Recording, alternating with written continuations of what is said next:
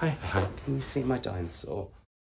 Hi and welcome to my channel, I'm Simon and today I am back with a rather belated, considering it is the middle of March almost, February reading wrap-up video where I'm going to talk to you about the books that I read, a couple that I DNF'd, or one I think I'm DNFing, and we're in mid-March but still, that's how much time I've had to give thought to this. I'm going to have a chat with you about all the books that I read and some that I DNF'd or might be DNFing last month. Wow, that took me a while. I was going to say it's better late than never, but that does seem a bit of a cliche. Hopefully it's true, and I'm hoping from next month I will not be so tardy to the party with hauls and wrap-ups from the previous month. I'm going to try and do them within the first week of each new month. We'll see how we go though, and if you've got the tardy to the party reference, we are now best friends. Let's get cracking with the books. The last two books that I read in January informed the first two books that I read in February, because the penultimate book that I read in January was A History of My Brief Body by Billy Ray Belcourt, and the first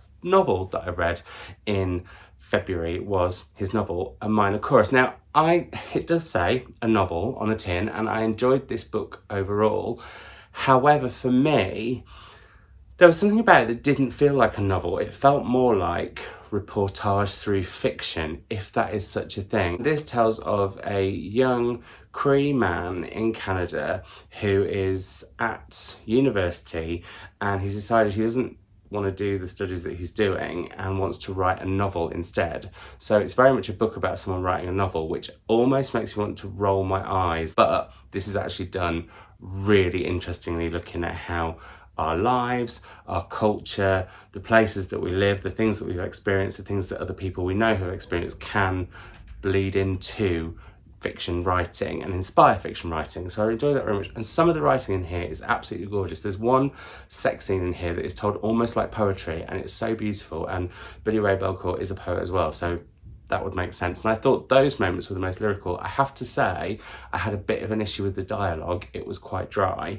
between characters, especially because they were meant to be friends. Like some of the text between our main character and River, who is one of their closest friends, had a bit more life than some of the dialogue that you had with them. But I thought what it did, looking at what it's like to be queer, what it's like to be Cree, what it's like to be other as well, because there were characters in here who were just like ended up in awful situations just because of the circumstances of their birth and who their family were. I found that really powerful. You go back to memories of a friendship that our narrator has with a man called Jack, which really comes to the fore at the very end, and I thought that was really powerfully done. I also really enjoyed the interludes that come in. I will say it is very similar in terms of topic and sometimes writing style to A History of My Brief Body. That's not a criticism, because I enjoyed that. However, having read them quite close, when you have our narrator sort of, I don't know, quoting Rachel Cusk and Maggie Nelson and all the people that Billy Ray Belcourt quoted in his essay collection, it just felt a bit, sometimes a little bit pretentious, but also, having read it so recently, a little bit too familiar. I will definitely carry on reading this author's work. I'm kind of hoping something really different follows next. I would like to actually go to their poetry because, as I said, I love the poetry in here. So yeah, so that was an interesting read to start the month. Then I followed that with with another book by the last writer that I've read in January, which is Andre Bagoo, whose short story collection, The Dreaming, I just thought was absolutely phenomenal, as I did Narcissus, which is his latest poetry collection. I'm gutted because it's really, really hard to get his poetry here. So I think what I'm going to do is go back to his essay collection after this, which I think I rushed through and didn't take in quite as much as I should a while back. Also, Andre, if you see this, we need a novel. Come on now. This collection I just loved. I think it's one of my favourite poetry collections that I've ever read. It riffs off the myth of Narcissus in lots of different ways, and the myth of Echo. It also looks at ways Narcissus has been depicted in pieces of art or in different cultural moments, and plays with that. And I absolutely, there's one poem, and I can't remember what I think it's John Williams' depiction of, on John William Waterhouse's Echo and Narcissus, that made me absolutely laugh out loud. And that is not something that happens a lot with me in poetry. I just really, really laughed. There's also, as there were in The Dreaming, some really sexy things going on in here, which I really enjoyed. It's very frank about queer life. There's also lots of stuff in here about nature And I really loved the trees and the way that trees were mentioned throughout this. I thought that was fascinating. And another poem that I really, really loved was what it was like to be the water that Narcissus was looking at, that I really want to send a picture of to my mum. So I must remember to do that to see what she thinks. I just thought this was fantastic, and every single one I loved. I loved the different styles and forms that we have in here. Oh, there's these hurricane poems and they sort of go across the pages if they're in a hurricane. I love this one, which is a circle, and you have to read why. It's on Hermann Hesse's Narcissus and Goldmund. And as you can see, yeah, there's just lots of riffs on Narcissus, and also being queer and nature, and just a really, really good collection. So please, if you're wanting to read poetry and you haven't before, head to this. And if you've not heard of this poetry collection and you love poetry, head to this. A book I sadly did not get on with, and may not have finished if it hadn't been for the fact it was January's Patreon book club pick. I have a book club on Patreon where my patrons get to vote on the themes of books that we might read. Then I pick 4 and they pick one, they vote for which one of those they'd most like to read. And in January it was Alias Grace by Margaret Atwood. We were going to read a big chunkster, although I ended up doing the conversation in February because I got sinusitis and blah.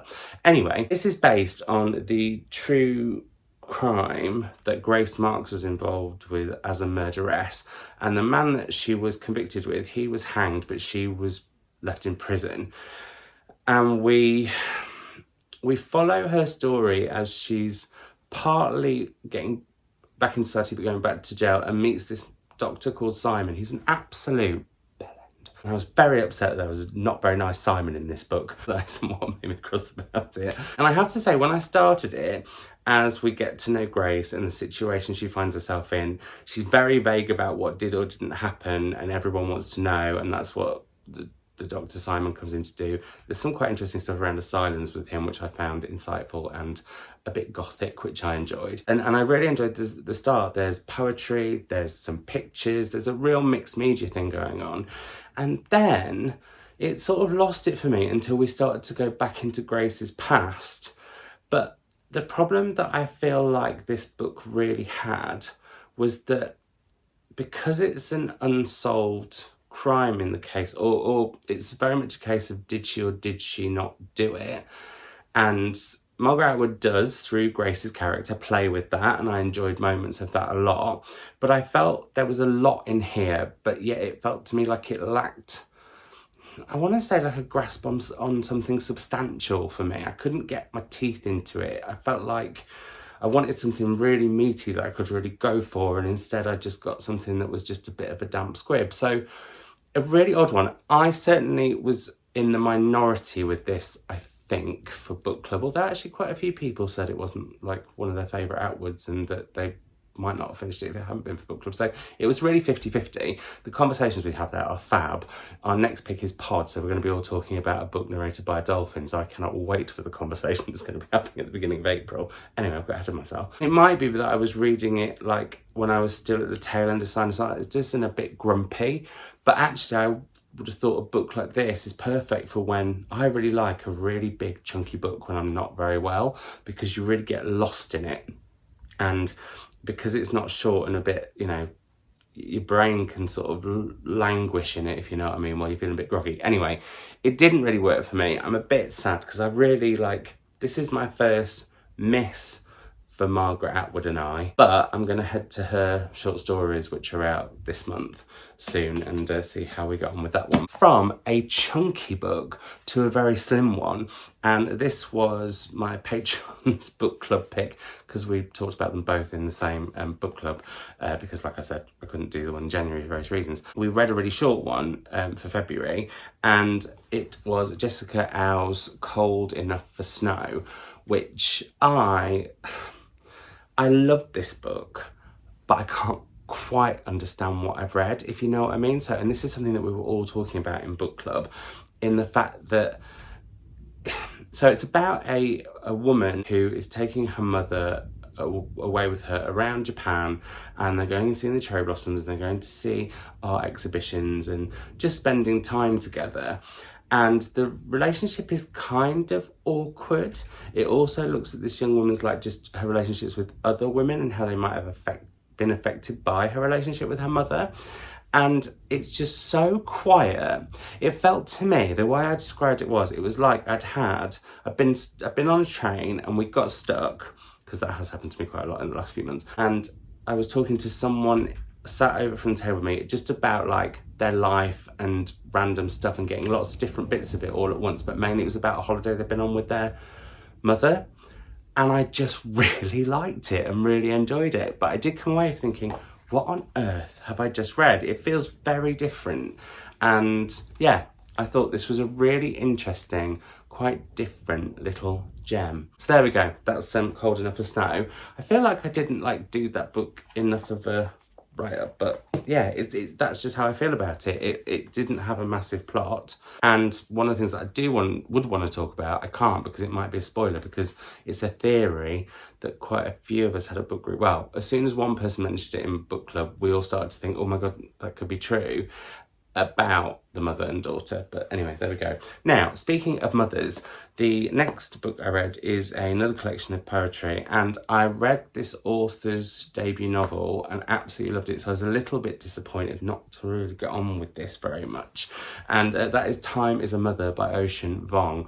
And a lot of these poems are about the grief of the loss of his mother, and therefore I feel like a real mean arsehole saying, oh, I don't really gel with it very much. But it didn't impact me so much, whereas the novel that he wrote, which is about a mother and son, oh my goodness, I bawled like an absolute baller. Is that right? Probably not. I did enjoy in this collection, there are a couple of poems that are about being queer, and that resonated with me and I thought was brilliantly done. There's one poem that is about a car crash, and it's the first time a father and son embrace. I thought that was absolutely stunning. There was also a poem that went backwards, which I thought was really brilliant, although that'll come up again when I talk about another collection shortly. There were some great poems in here. I've still got his debut poetry collection to read, so I'm hoping that's a bit more of a hit with me. But this, it didn't sing to me like I wanted it to. It didn't sing to me like his novel did. I think On Earth We're Briefly Gorgeous is just like, it's a 5 out of 5 for me, and this was not so much so. So what was a surprising, and I think I'd go as far now to say this is a 5 out of 5 for me. It was kind of a 4, maybe a 4.5 when I just finished reading it, but I can't stop thinking about this blinking book. I just think it is, well, I don't know, it's got a slight hold on me, and I'm absolutely gutted that I didn't get to talk about it over on CJ Reid's channel, because she did a Sunny's book club video, and I was meant to go and Mum was going to try and turn up, but we'd gone out for dinner and we got delayed and we were 20 minutes late, and we just thought it'd be obnoxious if we turned up. So apologies. CJ, please let me and my mum come to another book club at another point in the future. Please, please, please. Thank you very much. Anyway, what is the book? The book is Brutes. Matches this quite nicely. Very garish pink there. By Dizz Tate. It is her debut. And this tells of a group of young women who are watching everything that's going on in this small town in Florida, including the disappearance of a girl called Sammy, who wasn't part of their group, but they sort of knew and watched. And they know what happened, but they're not telling anyone, including us, what happened. And you have this collective choral voice. It's we this, we that, we the other. I thought that would really, really, really narc me, but it didn't. I actually really liked it, which is, I don't know quite how Dizz Tate did that, because I don't think I found a book that's told in the we perspective that I have enjoyed until now. But what then happens after that goes on for a bit, because I guess that could get a bit much, and I think Dizz Tate gathered that, we start to then head to what's going on with these girls individually and singularly, one or the other. And then we find out what's going on with them years on. And some of those segments literally made the hair stand up on my back. I was getting really tense. There's some serious spooky weird shit that happens in here. And it isn't really, slight spoiler maybe, it isn't really resolved. And you have to go away and think about it. And I would normally hate that, but I loved it. Absolutely loved it. Couldn't get enough of it, and have thought about it continually since. Apparently it's like The Virgin Suicides, which I DNF'd, and have never managed to watch the film either, actually. So there we go. I don't know whether that's a good thing or not. But I just thought this was absolutely brilliant. I can't stop thinking about it, and I'm still thinking about it quite often.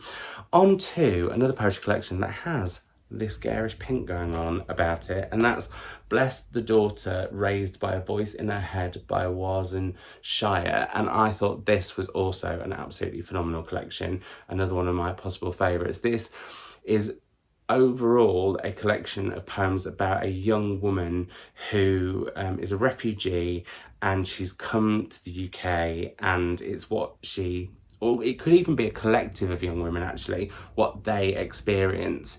And I thought this was done so brilliantly. I love the fact there was some riffs on contemporary culture. So there's a poem about Grace Jones, there's a poem about Angela Bassett. Who isn't talking about Angela Bassett this year? She did the thing. This is a sort of poetry collection I would like to give to a certain government and make them read because of some of the things they are trying to make happen in our country. And I think it's really, really important more people read this, because it just gives you such, we think we have an insight because of what we see on the news, but this emotionally will just like get you. I think it certainly did me. So yeah, absolutely incredible collection.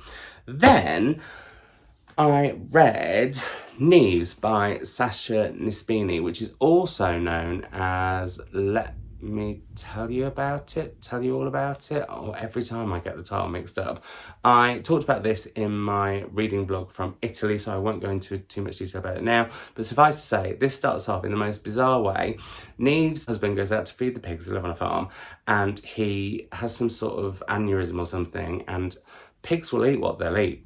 And so Nives finds him, something not very nice happens to the pig, and then she's having this, like, she doesn't know how to deal with loneliness. I don't know why I'm laughing, because that's really sad. And there is this real theme of how awful loneliness can be and how it can make us very embittered and say quite awful things, but sometimes we do hold our tongue to, as Niamh does, particularly with her daughter. Anyway, she goes through the initial stages of grief where everyone's around her, and then she has this time alone, doesn't know what to do. So she gets her favourite chicken to come and live in the house with her because it gives her a sense of security or comfort. Then one day when they're watching the telly, the chicken becomes hypnotised by the TV, so she phones the local vet. This all happens like in about 15 pages, by the way, so I'm not giving away a lot, I promise. I mean, I know it's short. Over the phone, these two people start to tell each other things that they know about the other and secrets that they've been keeping, and their whole sort of lives unravel over this phone call, and it is really, really, really good. It grew on me a lot. I have to say, there's no chapters, and for me to like love a book that's got no chapters in it, it was doing well. So there we are, we have that. My first DNF, my first definite DNF, because as I think I mentioned, the other one I'm still debating, even though we're well into a new month. And sadly, it was Elena Ferrante's Troubling Love, which I just couldn't get on with. I found it deeply, deeply confusing. It's about a woman whose mother initially disappears and then they find her body, and yet she starts appearing as kind of a ghost, which also happens a little bit in this actually. There's this mysterious man involved, and I just literally got a third of the way through and I couldn't really tell you what happened. About from her mother's body had been found, and there was clearly something weird going on with this man, and an elevator going up to an empty space in the apartment that her mum lived in. Naples was quite vibrant in it, but I just think me and Ferrante maybe aren't meant to be. I'm gonna give Days of Abandonment a go, and then it might be time for me to have Days of Abandonment with Ferrante, because I really enjoyed The Lost Daughter. I thought that was brilliant, and it's fine, you know, I don't have to love every book, I don't have to love every author. I think, I don't know, there's sometimes a bit of a pressure, I feel, that like because everyone else loves Ferrante, and particularly the Neapolitan series, which I read the first one, thought it was all right, haven't read any more, that if you're not part of that party, it can feel a little bit alienating, or like, I don't know, that. So yeah, but sad to say, a DNF for me, although I don't want to let go of that copy.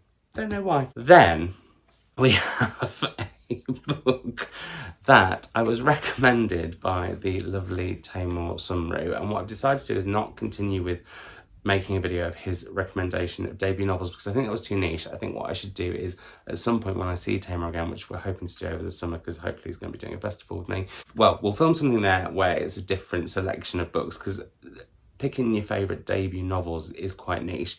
Anyway, that was a long-winded way of saying that Tamar recommended Where Angels Fear to Tread by Ian Forster, and I didn't really get on with this. I did finish it, but that's only because I switched to audio on the plane back from Italy and had Stephen Fry read it to me. And frankly, Stephen Fry could make anything entertaining. Like the boringest, I don't know, meeting notes, he could make exciting. Not that I'm comparing this to boring meeting notes, because it wasn't completely boring, but it was mildly confusing. It had two absolute moments of jaw-drop shock for me, which I did enjoy. Well, no, I enjoyed the first one. The second one I thought was a cruel move, but also a bit pointless, and to me was just a way to end the book, really. But what it initially starts as being about is a young woman, I want to say that she's called Lily, but she's not. She's called Lilia Heriton, who her husband has died and she's still staying with her in-laws, but she's gone a little bit wild. So they send her to Italy to go and experience culture and stuff, and she does something very daft, and we follow on from there.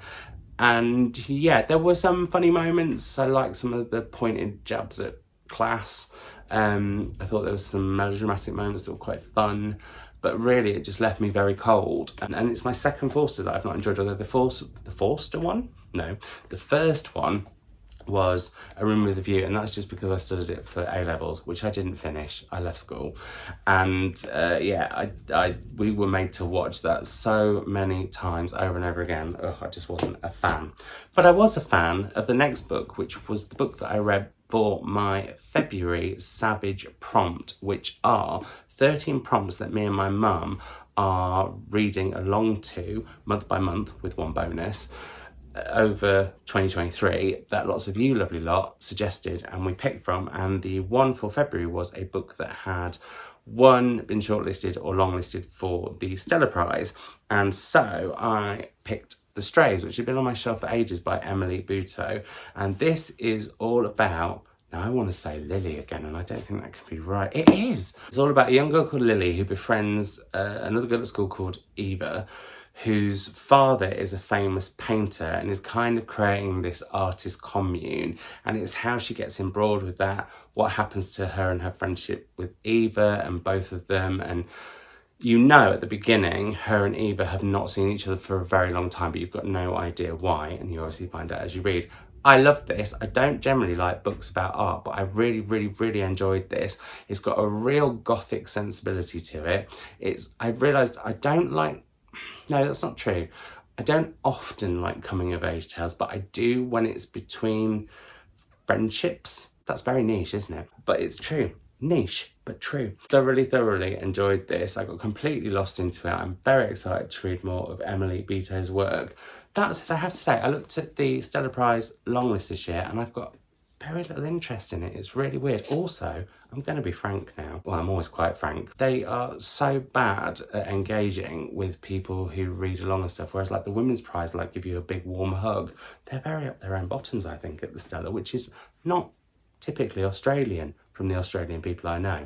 Anyway, suffice to say, really, really, really enjoyed this. And the Savage Prompt for March is to read a book with your favourite colour on the cover. And I'm discovering, I thought purple was my favourite colour, but I'm becoming a big fan of green. Although you can't tell it now. I do love a bold pink. Anyway, on to a next book. Oh, I feel like a right moaner because there have been some right disappointing reads in February. And I was gutted for this one. So this is a book that I bought in the Foyles January sale. And I'm doing something with my book trolley where if the shelves get too full, I can put some books on the trolley, but they have to be the most recent ones I've bought, and if I haven't got space I have to read them or they're out within a month. And I bought The Falling Thread by Adebayo, and I read this for actually Kayla of La La and the books. I feel like that's wrong. Buzzwordathon, because it was a verb, falling. This, I loved Adam O'Riordan's poetry collection, The Herring Famine. I thought it was incredible. I loved the way it wrote about Manchester, the very northern nature of it, the northern sense of humour. I just thought it was a fantastic collection, and I have his other collection to go. I don't know if I've got a short story collection. Lots of collections. This, however, felt very discombobulated. It's basically well, on the blurb, what sold it to me was a historical novel set in Manchester in the early 1800s, no, that's not true, the late 1800s, 1890. And we meet a man called Charles who seduces the family nanny and gets her pregnant. That is what you get. But then it hops about really madly to Charles's sisters and what they end up doing. There's this sort of queer element in it. It just felt like it was trying to do so much, and it was almost like it was, what's that expression where it's like you're a master of all but a master of none or something. The font is pretty huge. Oh, come on, yeah.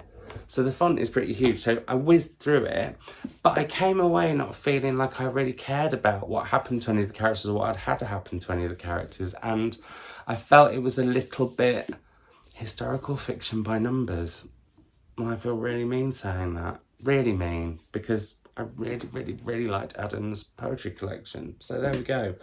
Penultimately, Ayobami Adebayo's A Spell of Good Things. Sorry, Ayobami Adebayo's A Spell of Good Things. I've got into a dreadful habit of saying Ayobami. It's Ayobami. I absolutely loved her debut novel, which the title has gone from... Stay with me! The title didn't stay with me, but then it came back and now it will stay with me. But that's not what this book is, that's that book. Anyway, I loved that book. So this was one of my most anticipated novels of 2023. And it did not disappoint. I read this at the end of February as I was doing an event with Ayobami in Manchester, and it was just a joy to see her again. It was just so lovely, and there will be a video, well, a reading vlog coming, which is me reading the 4 different novels that are the titles of the 4 different parts in this book, and they're quoted in it because they mean something in conjunction with this. And Ayobami tells me why she loves those books, and then I read them. Well, I will do at some point. Anyway, this book. Initially, I was a little bit worried because it's a real slow burn and I couldn't quite work out how I felt about it at first. We meet 2 different characters, Eniola and Warola, and they're 2 very different people living in the same city but 2 very different sides of it. So Eniola has been well off, his parents have, however they've hit hard times and are now living in poverty, sometimes having to eat literally off the floor, and it's quite hard to read that, and I think that's sometimes why I was a bit like, oh, because yeah. Then also we meet Warola, who is a woman who is well educated. She has trained to be a doctor, although nobody really listens to her or seems to want to help her get her career going any further, who's ended up in a relationship with a man she's not sure she likes, and I certainly didn't like, but I won't give too much more away than that. And it's how these 2 characters end up sort of being far apart but coming closer together, and then awful things happening. I don't want to say any more than that. I'm going to say more than that, but I won't say any more about the plot than that. The slow build effect that I was initially a bit worried about was so brilliant because the emotional wallop this book gave me that led to me crying for 30 minutes solid. I didn't film that. No one needs to see that. Snot, awful, big red face. No. The impact, though, was so powerful and is done on a sentence. That. I was surprised not to see it on the Women's Prize. However, I actually think this is more of a book. And if you know what I mean, you know what I mean. I'm not 100% sure I know what I mean, but you know what I mean. I just thought this was incredible. The way we get to know these characters, the way we get to know the people around them is really very much, I mean, Eniola is a young boy, but it is very much about women around these 2 characters, particularly sisters. I absolutely loved the 2 sisters in this book of our main characters. I also really loved the mums and how one's story of the fact they didn't get educated really, really affects how much she pushes her children to be educated, even though they can't afford it and they're being beaten when they go to school. Ugh. And also, we also have a mother who wants everything to be right as culture deems appropriate, and I thought that was fascinating too. So yeah, really, really, really recommend this. Gave me lots of food for thought. I also loved how, and when I was talking to Ayobami, she said she was well chuffed that I spotted this, the different characters in the book shift personalities slightly depending on who is giving them what name, because everybody in here has different names to different people. And I thought that was amazingly done, because you really get to see these characters through multifaceted, multiple views. I thought it was brilliant, absolutely brilliant. So really recommend that. Now, the book that I think I have DNF'd, but I'm not still quite sure, because I've had an absolutely massive love-hate relationship with it all the way up to, I think I'm around the midpoint, is Bret Easton Ellis's The Shards, which people are loving. Now, I have seen people giving this such rave reviews, and I get it. It's a really compelling book. This is all about a young man called Bret. We know what Bret's doing here. It's about one particular summer that he's at school, where everything's sort of shifting and changing, but also there is a serial killer on the loose, and this serial killer comes into close contact with people around Bret, who also becomes obsessed with it, and mildly obsessed with a new boy who started at his college. So it's part campus novel, part murder mystery, part horror, very meta, as like Bret, as he goes on, says, oh, this was before I wrote Less Than Zero, oh, this was after I wrote American Psycho. So, you know, I thought that was really clever. However, I feel like, and this is probably like the most obvious thing to say, I feel like Bret Easton Ellis lives for the shock factor. And I loved some of the subtle writing in here. When he's writing about Bret working out his sexuality, how he's having this relationship with this woman, but then it's his yearning for men and how those relationships go, and that I thought was brilliantly done. Well, it was with the men. With the women, it was oddly disassociative. Instead of saying like my penis, he'd say this penis, which I found really odd, and that happened a few times. Sorry, I've talked about penises on my channel. I haven't done that since I read Ryan O'Connell. Anyway, moving on. I was going to say, I've got distracted by penis.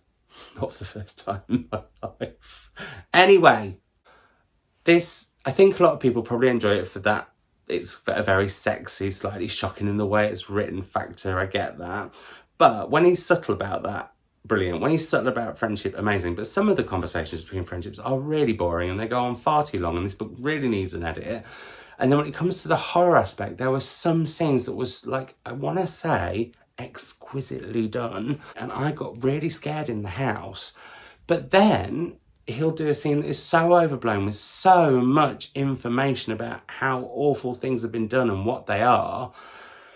If you've read The Aquarian, you'll know what I mean. But also the bit where I kind of thought, no, I've had enough, was when it came to the sexualization of photos of a dead body of someone that Bret had had a relationship. And I just felt like that, for me, was too far. I can deal with gore. I think we all have boundaries, and I'm not a prude. In some ways, I think there's some really good stuff in here. I feel like there's a brilliant 350-page novel screaming to get out of this, and Bret won't let it. So yeah, that's my thoughts. So I think, actually, having just said that, I am going to DNF it. For now, possibly forever, we'll see. I just think there's certain things that I just felt deeply uncomfortable, and it's kind of made me feel a bit like, am I a prude? Because nobody else has talked about that in all of their glowing reviews, so I don't really know what's going on there. Anyway, there we go. That was that. That was February. It's now March. We can move on. I'll be back with another video very soon. I hope you're all doing super well. Thank you for spending the time with me. It's lovely to chat to you. Let's keep chatting in the comments down below. And if you'd like to like this, that's great. If you'd like to subscribe, that'd be lovely. My Patreon, my Instagram, my birthday wish list, and other things are linked down below. And I will see you, like I said, in another video very soon. Bye.